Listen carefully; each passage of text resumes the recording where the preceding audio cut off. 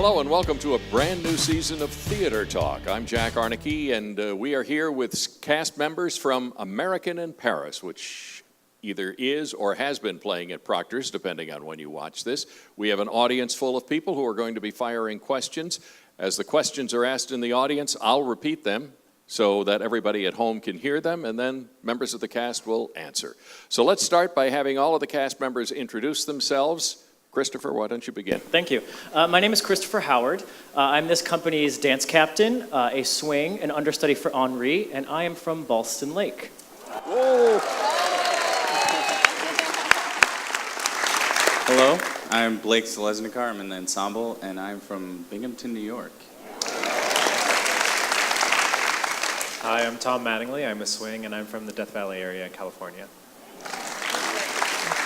Hi, my name is David, and I'm in the Ensemble here, and I'm from Boston, Massachusetts. Hi, everybody. My name is Jace Coronado. I am originally from Texas. I am a male swing, so I cover Monsieur Burrell, Mr. Z, and then 3 of the ensemble men. Hi, my name is Nathalie Marrable. I am from South Africa, but I call New York home now. I am a swing for the show and understudy for Olga. Hi, my name is Brittany Bohn. I am an ensemble member, and I'm originally from Atlanta, Georgia. Hi, everyone. I'm Caitlin Meighan. I am the returning soldier's wife, ensemble, and understudy for Lisa. Oh, and I'm from Weston, Connecticut. Well, welcome to all of you to Proctor's Theater and to Schenectady, even though it's a short drive from Ballston Spa. So welcome back to the neighborhood, I guess. We are open for questions, any questions that anyone may have. I was struck in the second act with the New York City scene, all of the tap dancing. You see so little tap dancing these days, and I'm just wondering, did you all who tap dance have to learn that specifically for this role, or is that something that was part of your arts education as you were developing? I'll go ahead. Tap is when you're auditioning. You are hired for your skills of tap. So when we auditioned, we went through an audition process in Chicago, New York, and I personally learned it growing up. I don't know if anybody else wants to take that. For me personally, I took tap as a child, and with my growth spurts, it became too expensive to keep buying new pairs of tap shoes. And so I switched exclusively to ballet. So before the audition for this production, I hadn't done tap in about 15 years. And luckily it came back. But for me, it's my favorite number in the entire show, by far. And I enjoyed it too, mainly because you see tap so little these days. It was really, really, really neat to see. Questions, please. Yes.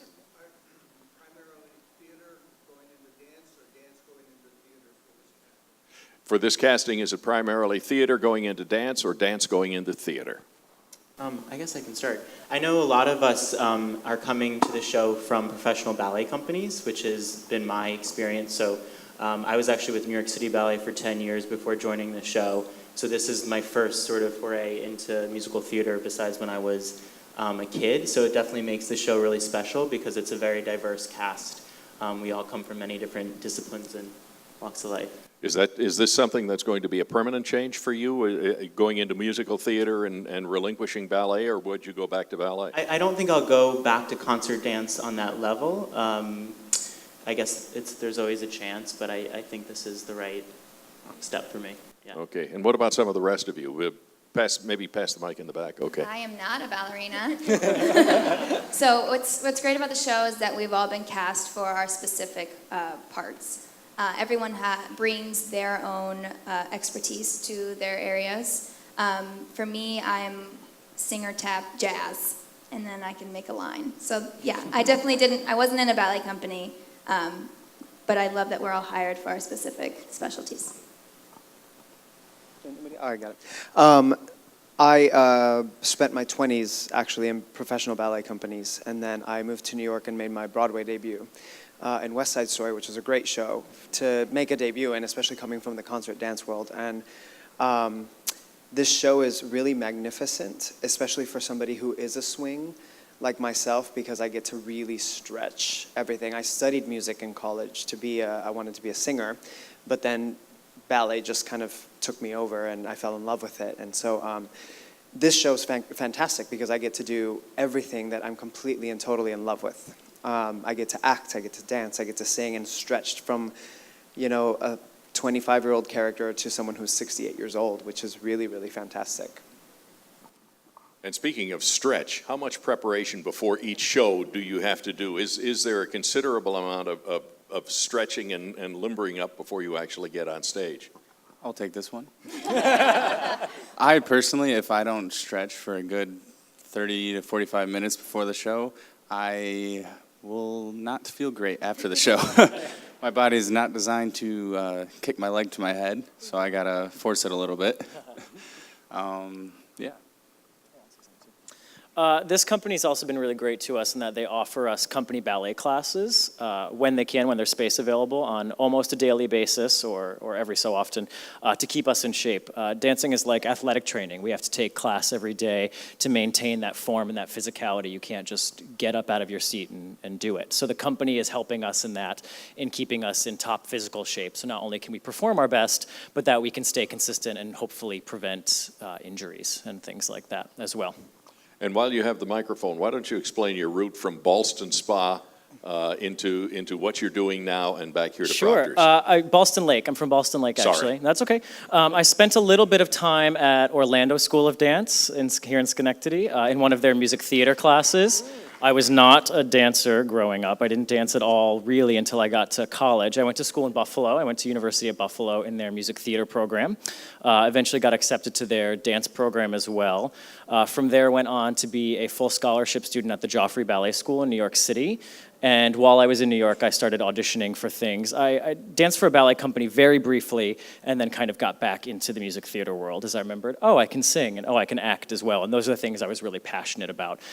So I started auditioning more for music theater and less for concert dance things. And I've done a couple tours since, and they have led me to this spot right now.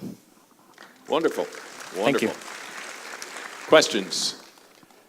Yes. Thank you.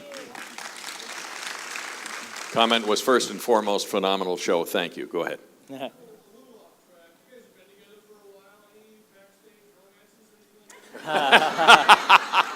You guys have been together for a little while. Any backstage romances or yeah? I'll answer this one. I think in general, at this point, because we're in previews and we have not yet officially opened, everyone is very focused on their job. And as you can see, it's a beast of a show.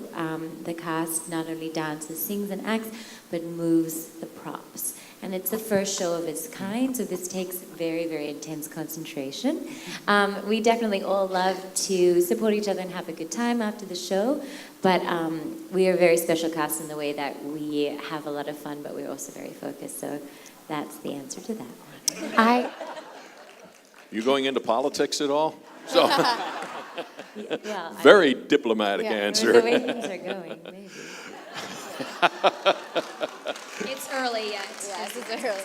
I actually also noticed that a majority of our cast actually is married. And so I think I just got married 5 months ago. Oh, thank you. So it's actually very eclectic, and I think everybody has some significant others that are not here. In other words, if there aren't, there better not be. And yes, well, there's a married couple in our company too, which is really sweet. So, yeah. I'm very single, so if anybody knows anybody. Something tells me you're in the wrong crowd here with all the married people around. Not necessarily. Oh, okay. Diplomatic answer. Yes. How long have you been here in Schenectady doing your preview? This is towards the end of our 4th week. So we had our whole tech process here. Our tech process involves us getting on stage for the first time with the lights and the stage and the costumes and the set pieces and everything we're going to use in the show on a daily basis. And we put that all together here in Schenectady. We rehearsed in New York for 4 weeks, 5 weeks-ish, in like a dance studio in New York with kind of a bare bones set, just so we had an idea of what was going on. It wasn't until we got here that we put all the elements together. And in my opinion, frankly, the whole show changed a little bit because you're putting, lights, costumes, sound, other people around you. It's a very different experience. Yes, the full orchestra. So we've been doing our tech process here for about 3 weeks. Our last week was what we call 10 out of 12 rehearsals. That's where we work for 10 hours out of a 12-hour day. So we were here 7 days in a row from 1 to 11:30 p.m. working.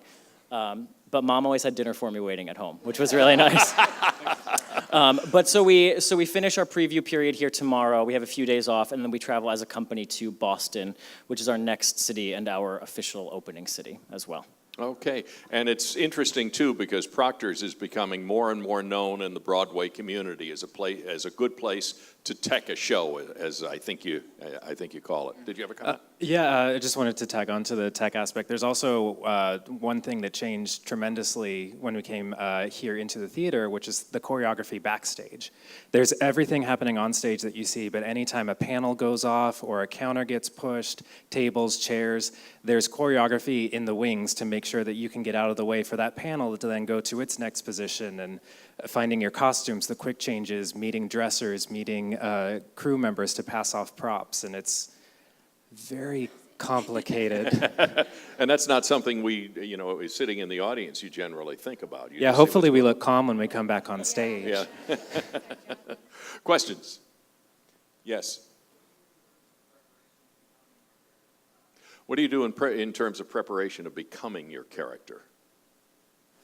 I haven't been on. I mean, I guess just as an ensemble member, just thinking about where you came from, who you're talking to, I think ensemble-wise it's more about reacting to what the person next to you is doing, because it's nice to keep it fresh, and it's nice to just react instead of like, I am this character. Although we do have fun with names. Like I personally play like 4 different people in the show, and she has a different name for each one. So. What about, is it very often, I would think it's a fairly short notice that you're going to be playing a particular character in the show. Is that, what kind of a preparation process is that? Or do you have to do a lot of pre-preparation for that moment? Right, like for swings, you guys can talk more about this, and for people that cover, you have to do all of your preparation so that you can trust that you can go on and do your job. Just to add to that, I think it's, the theater is just a microscope into like a little bit of time. You're taking a little viewpoint of something that happens over the span of 7 days, right? So we all come with a history, we all come with a past, and that's what gives us, makes us who we are. It gives us our life experience, and so that's what we do in a show, but much more consolidated. We fabricate what we call a backstory, where we grew up, where we came from, who our parents were, how they treated us, what led us to this point in this timeline of these 7 days of whatever it is going to happen. And so you take all of that information and then you just kind of let it consume you when you step on that stage and then relay it to you. But a magnificent part of us as actors as well is to be able to feed off of you, the audience, and how you are actually relating to us and maybe understanding our story and reacting to our story. So that always helps as well. I'm going to give a quick shout out also to our staff and our director, because everybody did an incredible job at kind of giving us a story and giving us a thought of where we are after the war, and sort of relaying the story without it being too dark, because it is a musical. And from my personal experience with understudying Lise, I had 2 weeks prior to when the company came, which was really special. And they gave us packets upon packets of information, images, and documentaries and things to watch to really submerge ourselves into what makes the underlying sadness to the musical that maybe isn't super palpable but is prevalent. So I feel like they did a great job at preparing us for this venture and to try to tell a story rather than showing you, So. Okay, good. Question. Go ahead. I'm sorry. To say something else about the preparation aspect. For those of us here who are swings, it's myself, Tom, Jace, and Nathalie here. A swing is like a universal ensemble understudy. So each of us knows 4, 5, 6 different parts in the show, and we can go on for them at any time. If somebody's out sick, if they're injured, if they're on vacation, something like that. It's our job as swings to swing in and to fill in the gaps. For me, for example, today, I didn't find out until about noon that I was going on in the show this afternoon. So it's a little less, especially in the beginning like this, it's a little less about like character preparation and more so about, do I know who I'm dancing with, what number I'm dancing on, what steps I do at what time in the music. So that's kind of, for me at least in this beginning parts of the process, that's my swing preparation, is to know all the nitty-gritty of the role so I don't bump into anybody, so I don't miss any cues, so I don't miss any lines, things like that. I personally, we all have our own like tricks and tips to keep our info together. I personally make little note cards that I can keep in my pocket. So as soon as I get off stage, I can whip out the note cards, see what I'm supposed to do next, put it back, and then go do it.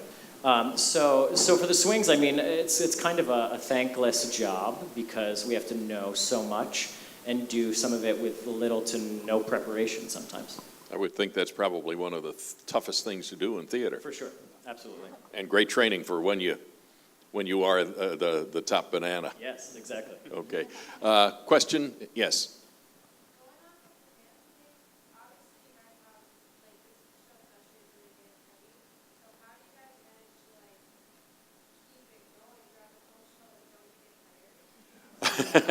Basically, it's a very heavy dance show, and the question is, how do you keep it going? Don't you get tired? I stop at Starbucks every morning. That helps. And what about for tonight, for the evening show tonight? Oh, I'll go back. It has a lot to do with treating your body well. You have to get the protein, you have to get your nutrition, you're gonna pass out on side of stage. Also, there's a lot of support from our other actors. In the middle of the ballet, we have a bit of a break when the 2 leads dance their duet, and we have like a little water line. Everybody's like holding water for us, and we just, it's a lot of great support. It's like a timeout in football almost, yeah. I think as well, especially in this cast, there's a lot of cross-training involved. So there's the dance technique that we know very well, that we've been brought up with, but also a lot of us are into other aspects of fitness. So it's very common to see us at the YMCA across the road running and humming at the same time, or like singing very softly. And there are other ways to keep up your stamina and your cardio as well as just the dancing.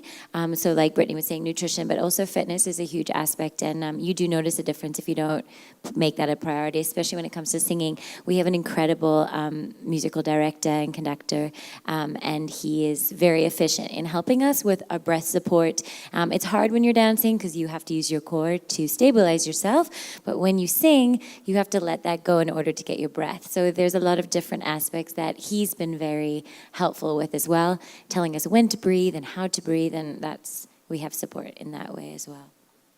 And with all the traveling that we're doing, we're in a new hotel every week, every 2 weeks. Luckily, they usually have some kind of fitness room, and it's usually empty. I like to go in and either get on the elliptical or on the bicycle and sing while I'm doing it, with no one around so that I don't annoy them. But that I found has been extremely helpful. We have time for one more question, and then they have to get ready for tonight, and the other event has to be able to move in here. So, final question, yes.